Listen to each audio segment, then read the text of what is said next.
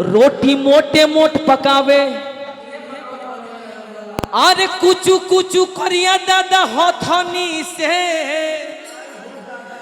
अरे कुचू कुचू करिया दादा हथनी से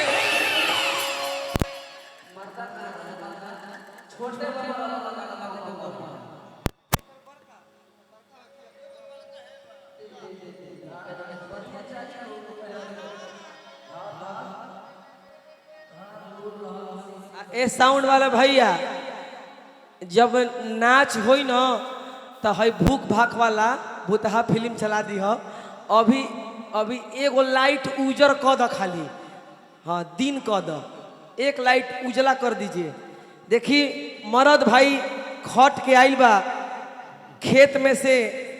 अब मेहरारू से कहता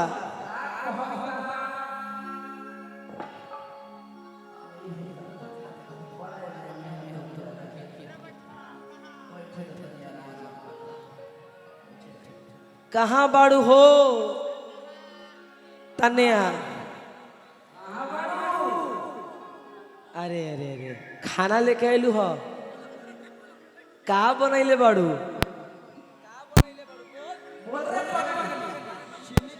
दाल भात भुजिया धर है जा धर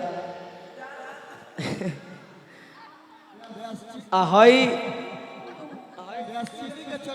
ahoi